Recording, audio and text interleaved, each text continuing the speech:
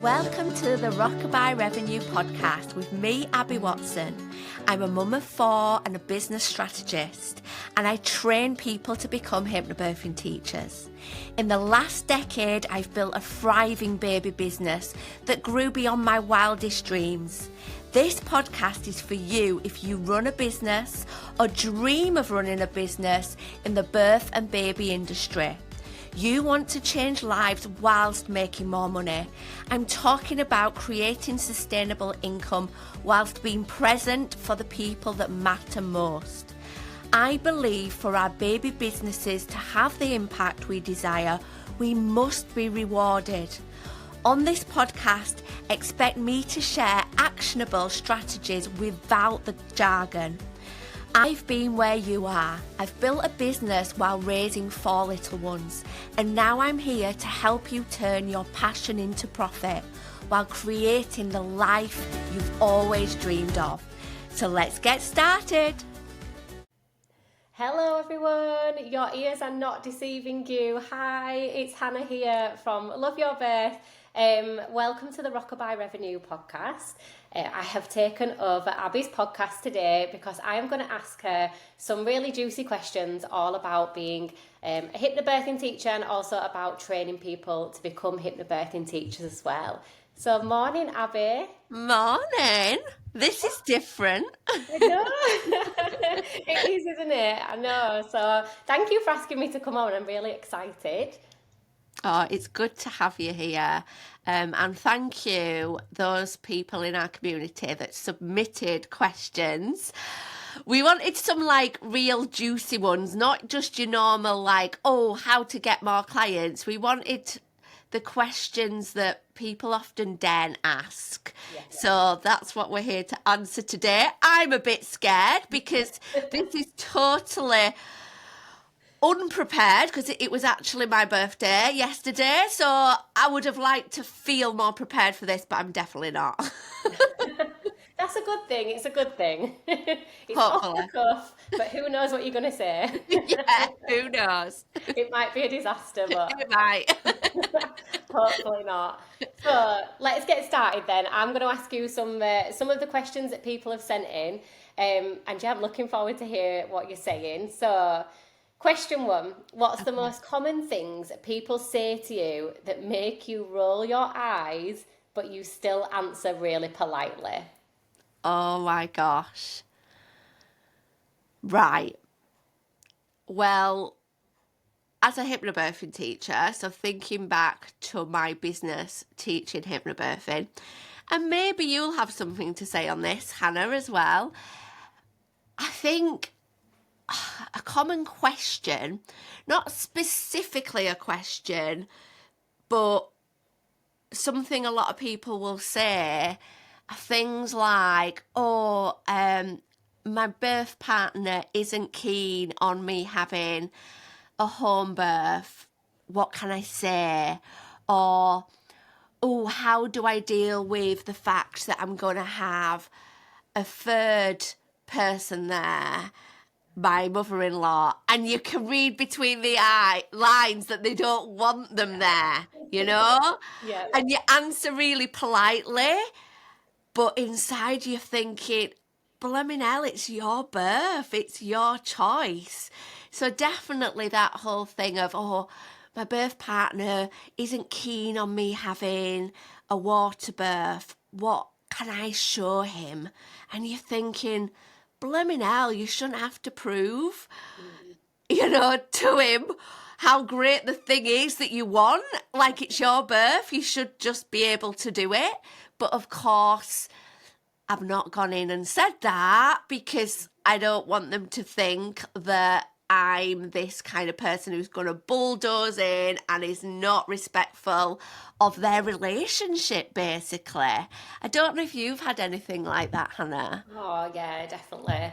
Absolutely. I've had people say, I'd really love to do this, but my husband doesn't want to. And I'm thinking, but it's not, it's not really about your husband as such. So, but what I will say, though, is sort of the more that you do the course, the more that they, start to realise that, actually, hang on a minute.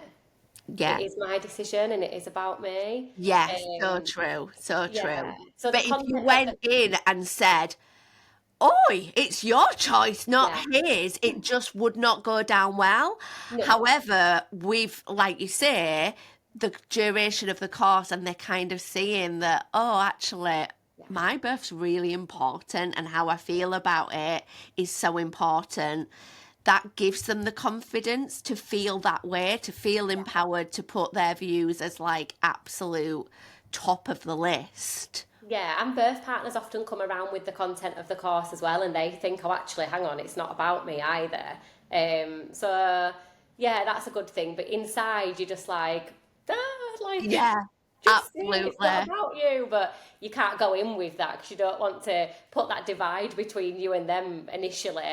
Um, Absolutely. but yeah, So I true. do get that quite a lot, to be honest, especially about home birth, Yeah, because obviously, home birth's got this negative association with it, and birth partners especially tend to feel that way.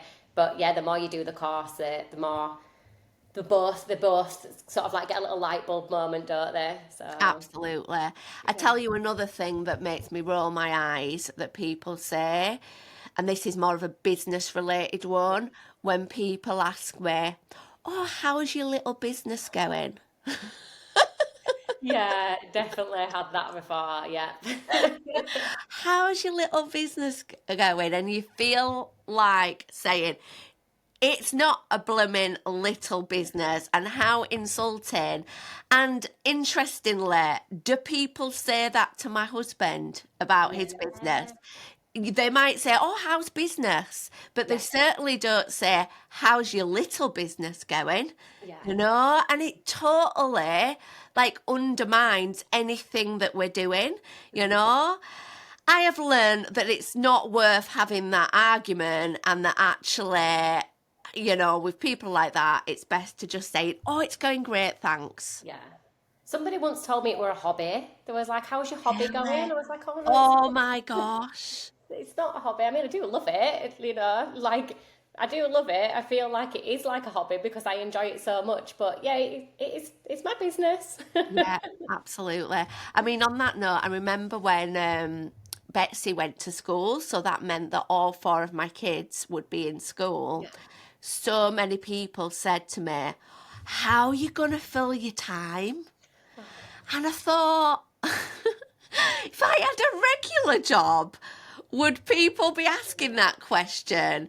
But there's this assumption that, like, because I've got a business, that actually I don't really do anything. Yeah. That I just sit about watching the telly, squeezing a little bit of work in here and there. If only. If only, yeah. Oh, no, I've definitely had that one before. I still get that now from family as well, not just from like strangers, like family still say it as well. And I'm like, oh, but you are right. I just say, yeah, it's going well. I think I'm not even going to bother. Oh, right. Have you got anything else on that one, or should we No, move let's go on? to the next one. Right, let's have a look at the next one. Okay. Oh, this one's a good one. Have you ever had a client openly say that they are not enjoying the course? Okay. So, going back to my days as a hypnobirthing teacher, one time really stands out. Please know this has only ever happened once. So, if you are hearing this as a new or aspiring hypnobirthing teacher, please know you are very unlikely to have this happen frequently. So I had taught first session of a group course at my house. It was actually an evening course, which I very rarely did evening courses in my house, because ultimately evenings when you've got a young family are pretty chaos. I wouldn't want anybody else to be in the building during that. But for some reason I did this evening course and it worked all right around the kids this one time. And the session seemed to go really well. It was a lovely group of 4 couples. Everyone seemed really invested, really chatty, and I went to bed that night really happy. The next day, I had a hairdressing appointment and I was sat in the hairdresser's having my hair done, And as we often do in that kind of environment, I went for a bit of a scroll. And the first thing that I did was to check my work emails. And there in my work emails was this big email asking for a refund and saying that they would not be coming to the next session. And honestly, I know, now looking back, I think, right, Abby, it was one refund request. At the time, it felt like my business was over. I know that sounds so dramatic, but my blood literally went cold. And I was like, oh my gosh, they hated it so much that they're not only saying they're not coming again, they actually want a refund. And honestly, I could have cried. I really could have cried. And reading this email, they were basically saying, oh, it's just not for us. We didn't like it. It's not something, this is what they said, it's not something that we could get on board with. And I was thinking, like, what do they mean? Like, what is this thing that they can't get on board with? Because, you know, I prized myself on my courses being very down to earth, very relatable, not woo, not no hocus pocus. So it's like, what is it that they've perceived it to be? And at first, when I got the email, you know what it's like, Hannah, when you've had a group, you know the people in the group, but you're thinking, oh, is that person? You know, you can be a bit confused who's who, especially after that first session. And I was like, is this the couple I think it is? And it was. And yet they were so chatty in the session, answering questions. Never, ever did I have an inkling that they might not have been on board with it. So it was just... How weird. So bizarre, yeah. And then, of course, I was sat there thinking, oh my gosh, what do I do? Do I give them a refund? Because actually, you know, this is part of my income, and they've taken a place on a course that somebody else could have had. But stupidly, I didn't have terms and conditions. Because I'd kind of got to a position where I thought, oh, I don't need to. Like, people always respect my time, respect the fact that this is a proper business and all this. So I sillily didn't have those terms and conditions. So I had nothing official to say how I would deal with these kind of things. Yeah. So because of that, and because of the fact that, you know, I really believe, like, your reputation is so important. And also, I really believe that sometimes fights are not worth having. I absolutely said they could have a refund. I did ask them, like, what it was they felt that they couldn't get on board with. And they came back and they said it's just a bit too far out for us. So again, like, alluding to the fact that it was like a bit woo. And I think back to, like, my first session, and I know you do your first session really similar to how I do, and there's nothing blooming woo about that first session. There really isn't, though, is that? I mean, there's nothing really woo about any of it. Like, that's a huge misconception about hypnobirthing. Maybe they were expecting it to get woo. Maybe. You know what I mean? She's luring us in, making us comfortable, and then she's going to get a cauldron out. Maybe. I also think... There's nothing about it that is woo, is there? Like, I always start my sessions by saying, look, I've got a background in engineering. Like, I genuinely couldn't teach this if it was woo, because I've got this scientific background, and I couldn't. I genuinely couldn't teach it if I thought it was so far out there. Yeah. But maybe it was just an expectation that they thought, it's coming. Absolutely. Or maybe, I mean, someone said to me, do bear in mind that what they say about the course might not be actually the reality. As in, when we're asked for reasons, sometimes we ask for a reason that's more like palatable than the actual reason. So someone suggested to me that maybe actually it was that birth partner really just didn't want to be there, and it was more that he was saying, I am not doing this, what you're expecting me to give up 3 evenings, because not everybody does have lovely relationships, and we can always put it down on us as the hypnobirthing teacher and think, oh, I didn't do it right, I let them down. But actually it might be a real personal issue and nothing to do with us. I'll never know, but I tell you what, that was a hugely uncomfortable situation.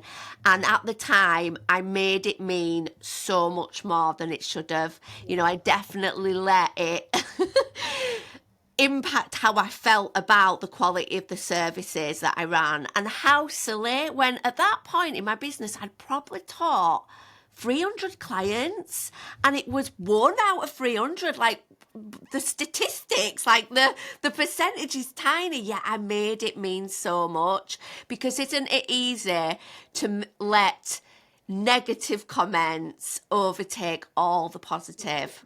But it's because you care though, Abby, like you care, and I do as well. You care about every single couple that you meet.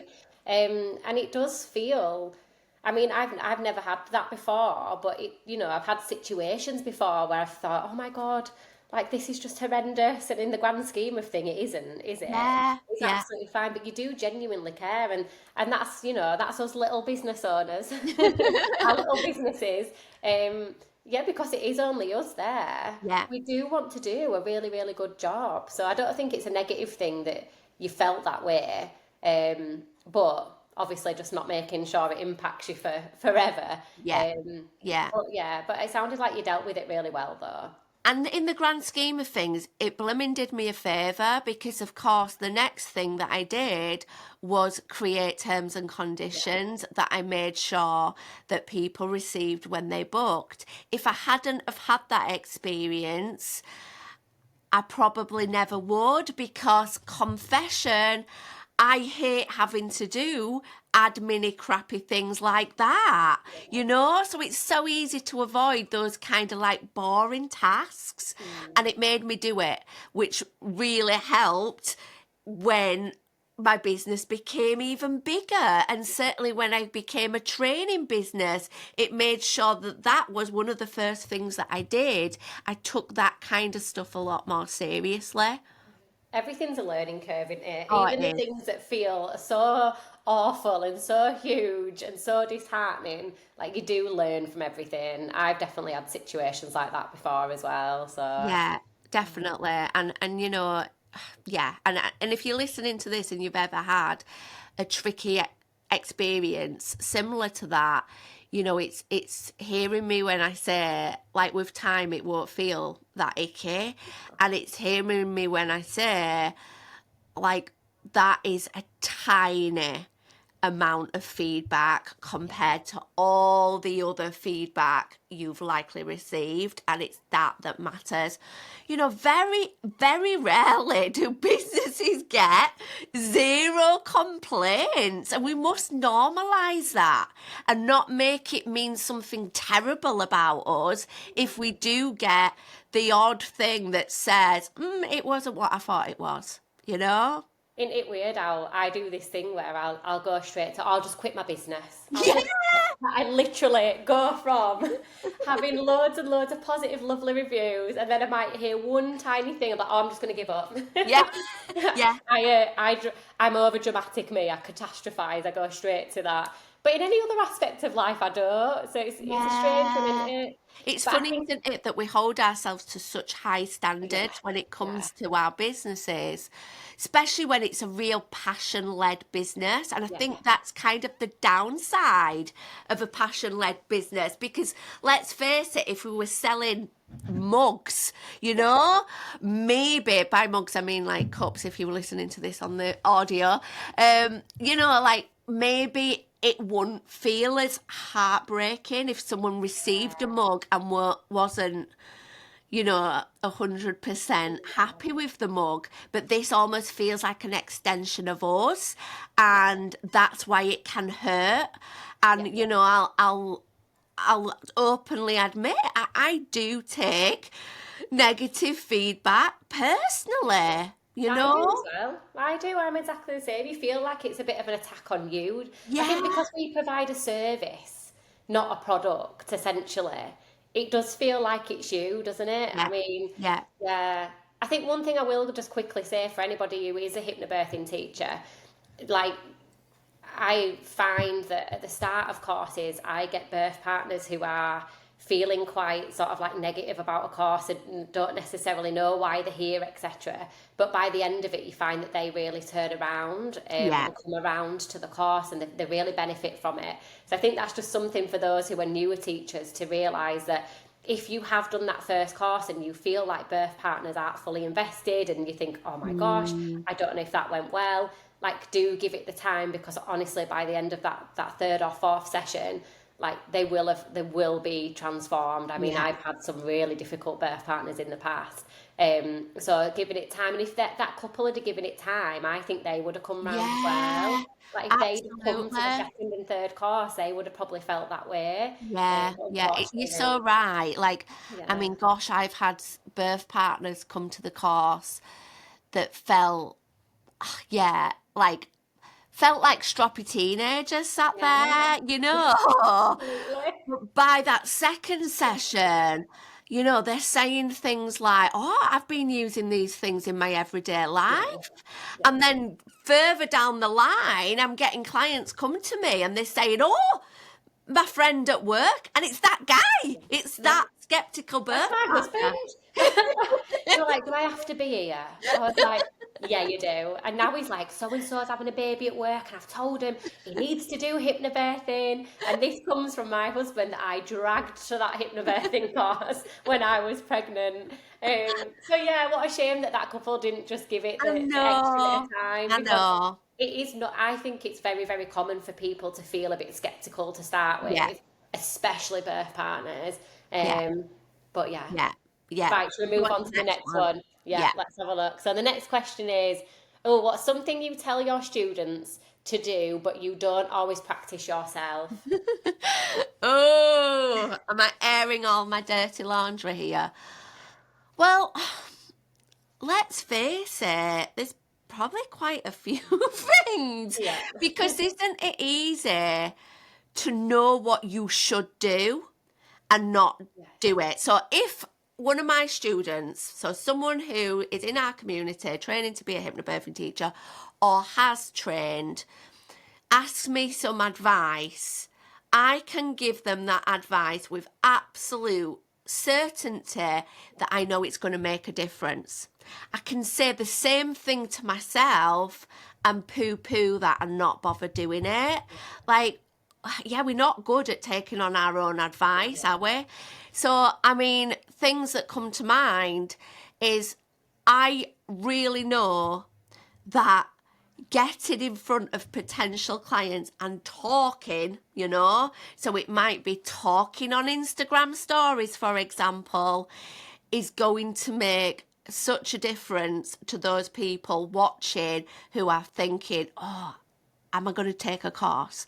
I know that is so powerful for a business. Do I always do that myself? No, I don't. And I will make every excuse not to do a talking Instagram story. I will. And it's funny, actually, because I actually think years ago I was better at doing it than I am now. And I think for me, I want that. You were always really, like videos and lives, like, was 100% your thing. Yeah. And it's like, because I fell off the habit of doing it, I've almost got more nervous of doing it. So I would say that is the thing that comes to mind, the thing that I will tell people to do, but I won't always do it myself. Oh, I thought of another one as well. Tell you what, number one advice that I give, and I've said it on this podcast many times before, always follow up. Yeah. Mm-hmm. And I do, but not always. My problem with following up is my lack of organisation. So I'll have a call with somebody who wants to be a hypnobirthing teacher. They'll be super keen, and then they go away to think about it because I don't want anyone to make a rash decision on that call. Yeah. And then I think, oh, I'm going to follow them up. And a week later, I'm like, oh gosh, who were it? Like, where can I find their name and an email? And I've not made that record because, yeah, like I am just rubbish at keeping those records. So whilst I truly believe following up is an absolute essential part of growing a business, getting clients, I can be inconsistent with it myself. Yeah. Isn't it interesting that we don't value our own advice for ourselves? Yeah. Because you know, like me and you, we meet up every now and again, don't we, for a Starbucks, and we'll have a chat, and you'll say something and I'll say, oh, have you thought about doing this? You'll be like, yeah, then we'll have a chat, and then you'll go away and do it, and you knew you should have done it, but it took me telling you to do it. Like, it's hearing it from somebody else, isn't it? I think true. to do it. Even though you know what to do, you need somebody else to just tell you to do it, don't you? And then you will. Yeah, absolutely. And you know, I'm 10 years into this, and isn't it interesting? Like, when we start out, we look at people who have been in the industry longer than us, and we think that they never have those questions, those doubts. We think that they just crack on and do what they're supposed to do. But in actual fact, I tell you what, so many of my like worries, doubts, things that I don't do are the same as what I was like early on, you know? Yeah, exactly, yeah. I know, I'm the same. I've been doing this 6 years now, teaching hypnobirthing 6 years, and I'm the same. We still have worries, we still have doubts, we still question, sort of like, am I doing this right? Yeah. But yeah. Absolutely. Right. Yeah, next one. Let's crack on, let's get through these. Oh, this one's a good one. Have you ever considered quitting and doing something different? Well, yeah. So when I got that refund request, I 100% wanted to quit. Every time anything hard happens in my business, I have a moment of being like, I am quitting. It's not worth it. But it's a moment, you know? It's like a reaction to feeling a bit stressed and a bit disappointed. Definitely. Have I had any moments where I've seriously considered it? Yeah, I have. You know, I have.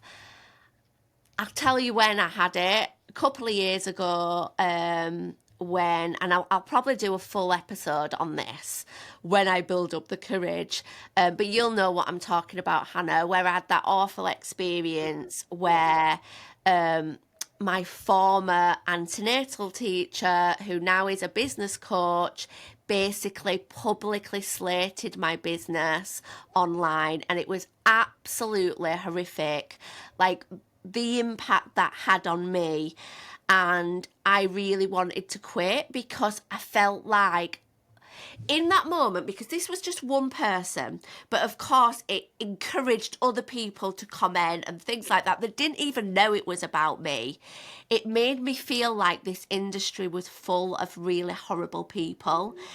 Again, so irrational, because I know very well that is not true. But I'd blown it out of proportion, and I felt like this is an industry where people are dying to tear you down. Yeah.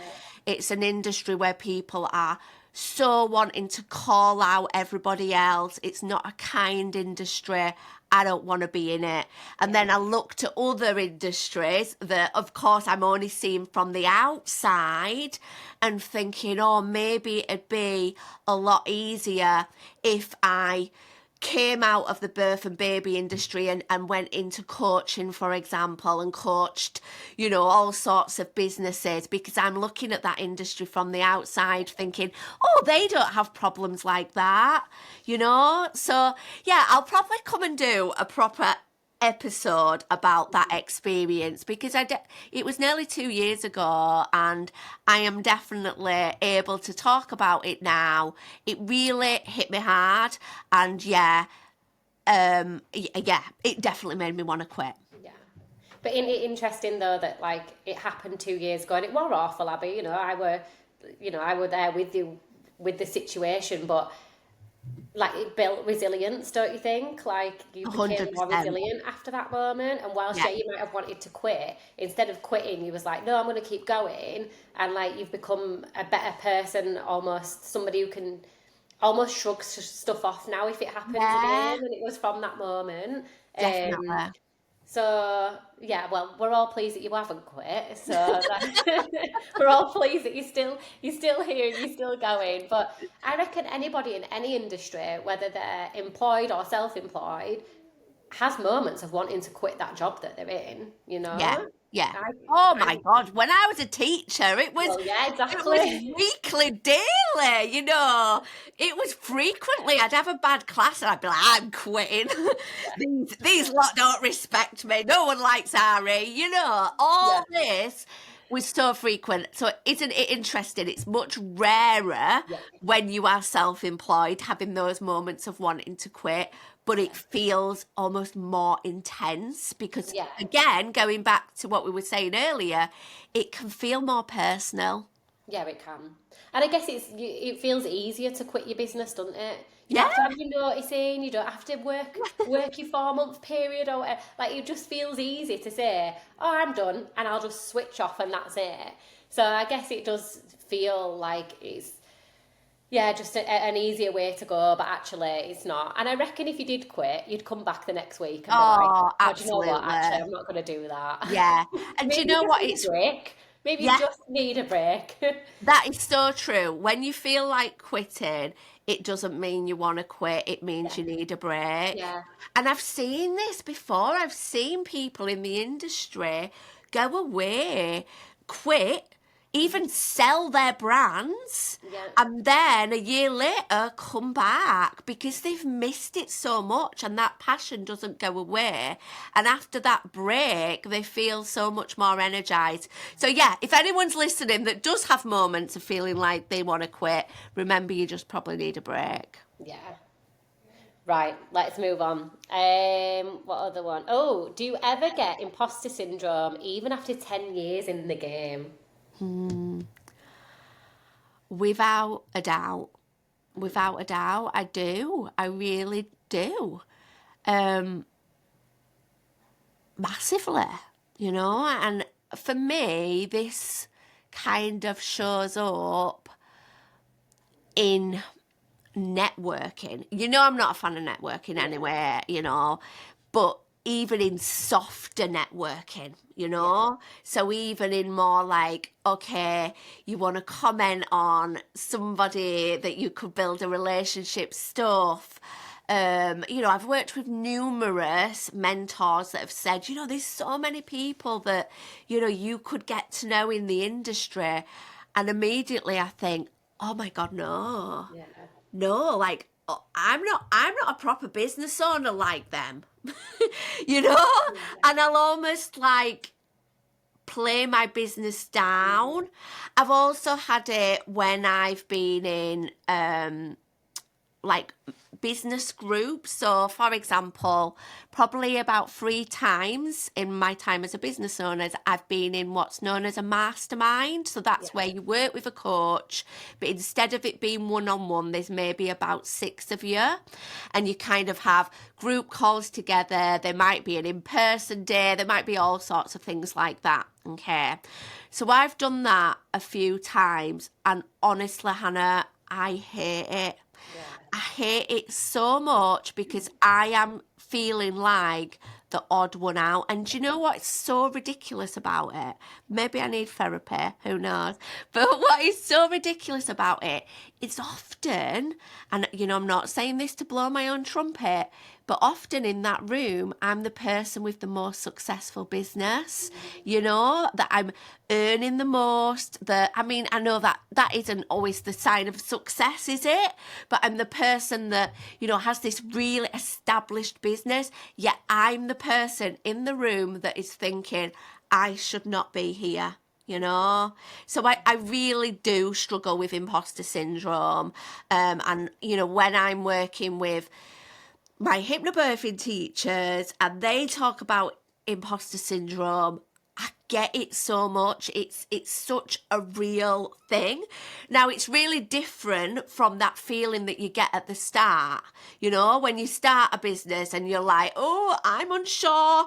Everybody else has got more experience than me. That's kind of normal, isn't it? That's being a beginner.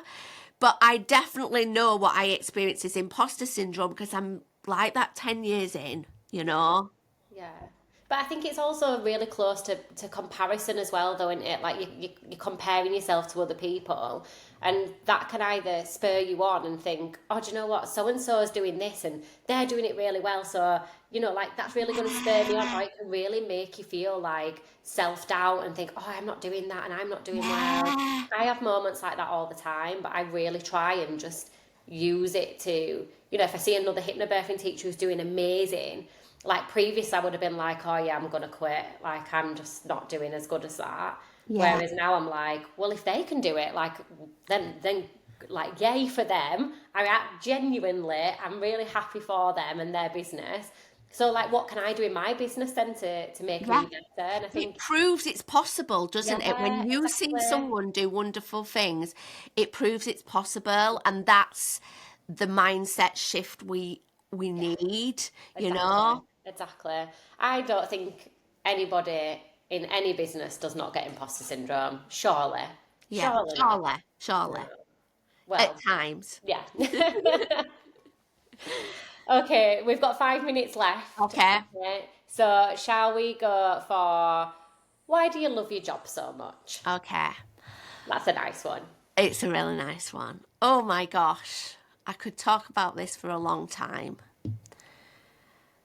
Let me take so rather than thinking about when I worked with expectant parents, I'm talking about now as someone who trains hypnobirthing teachers, because it absolutely ripples into the other side of it.